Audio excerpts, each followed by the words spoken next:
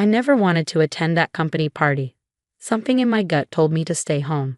But as a junior clerk at Patterson Industries, attendance wasn't really optional. I'm Sarah Mitchell, and this is how my life changed forever in ways I never could have imagined. Growing up, I learned early that nothing comes easy. My parents died in a car crash when I was 16, leaving me to bounce between foster homes until I aged out of the system. Despite everything, I put myself through community college, working 3 jobs just to afford basic necessities. When I finally landed an entry-level position at Patterson Industries, it felt like my first real break. The company was massive. A global corporation dealing in everything from real estate to technology. I was just a small cog in the machine, processing paperwork in the HR department, but I was proud of even having my foot in the door. My direct supervisor, Linda Patterson, was the CEO's wife, and she never let anyone forget it. Linda Patterson was everything I wasn't, dripping in designer clothes, perfectly manicured, and thoroughly entitled. From day one, she seemed to take personal offense at my very existence. Maybe it was my secondhand clothes or the fact that I brought lunch from home instead of ordering from expensive restaurants like she did. Whatever the reason, she made it her mission to remind me of my place. "Sarah," she'd say, her voice dripping with fake sweetness, "be a dear and fetch my coffee. And try not to spill it this time. That cardigan you're wearing has seen enough wear already." Her comments always had an audience, and the office would fill with muffled snickers.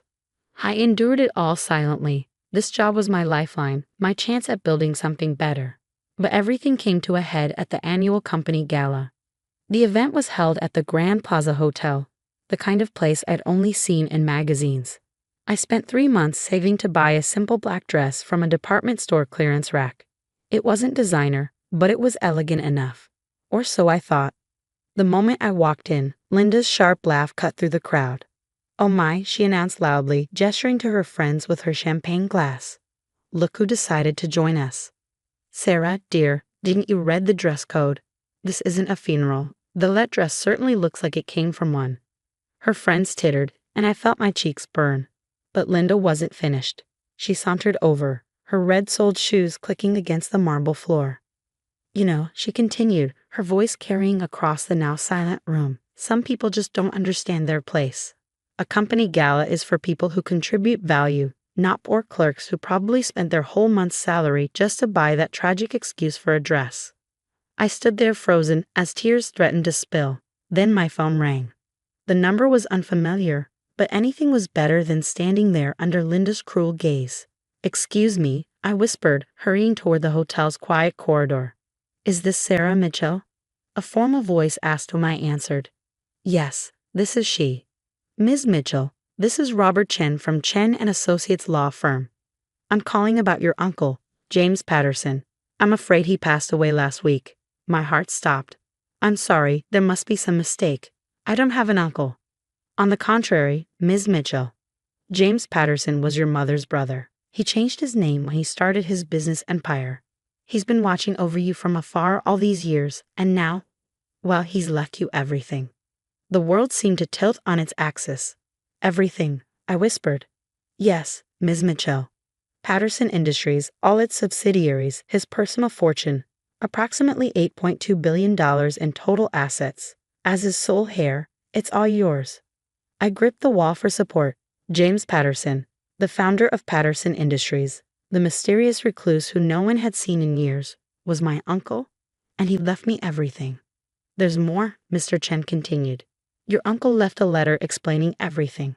If you'd like, I can have a car pick you up now to review the documents." As I ended the call, I turned to find Linda standing there, her face white as a sheet. She'd heard everything. You can't be," she stammered. I straightened my shoulders, years of suppressed confidence suddenly flooding back. "I believe you were just saying something about knowing one's place, Linda." The next few hours were a blur.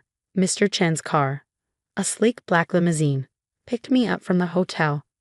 As Linda and the other party guests watched in shocked silence, I walked out with my head held high. At the law firm, I learned the full story. My mother and Uncle James had been close as children, but their parents' toxic marriage drove them apart. When James changed his name and started building his empire, he lost touch with my mother. He only learned about her death and my existence years later. He wanted to approach you, Mr. Chen explained. But he worried you might think he was trying to buy your affection. Instead, he watched over you from afar, making sure you always had job opportunities, though he never interfered directly. He wanted you to build your own strength. The letter Uncle James left me brought tears to my eyes. My dearest niece, I've watched you grow into an extraordinary woman. Despite every hardship, you've shown grace, resilience, and determination. These are the qualities that build true success, not inherited wealth or social status. I'm leaving you everything not because you need it, but because you've proven you deserve it. Use it wisely, and remember, kindness and integrity are worth more than all the money in the world.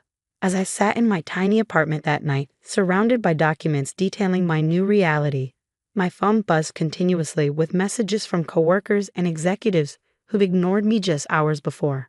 But one message caught my eye, an email from Linda Patterson. Sarah, I hope you can find it in your heart to forgive my behavior. I never knew. I smiled, thinking of all the times she'd humiliated me, all the coffee runs and snide comments.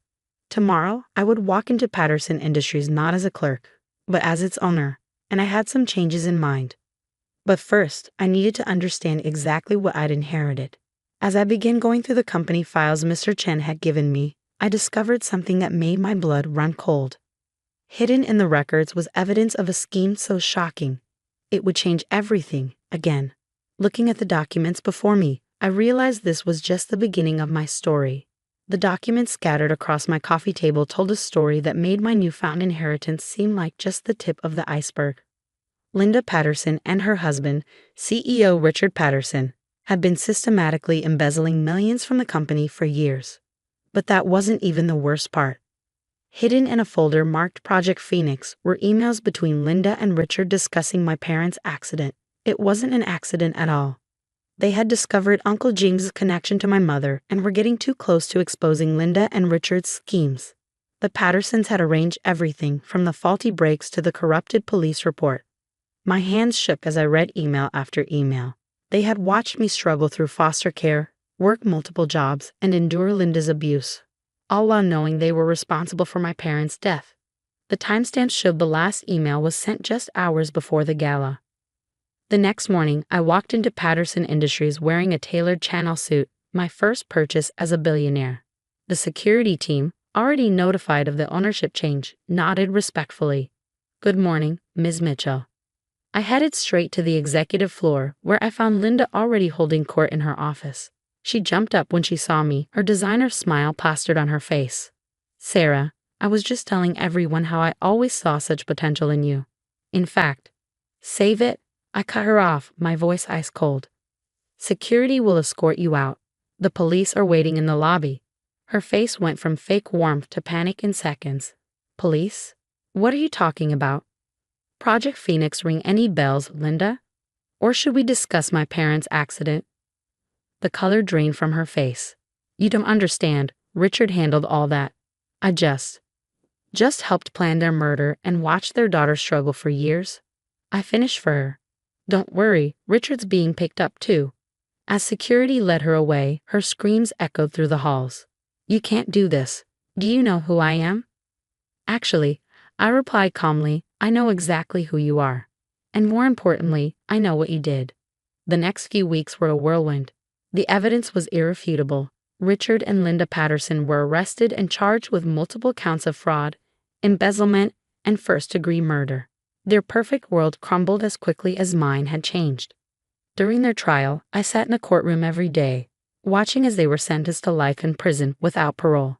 Linda's designer clothes were replaced with an orange jumpsuit, her manicured nails now plain and short. But revenge wasn't my end goal.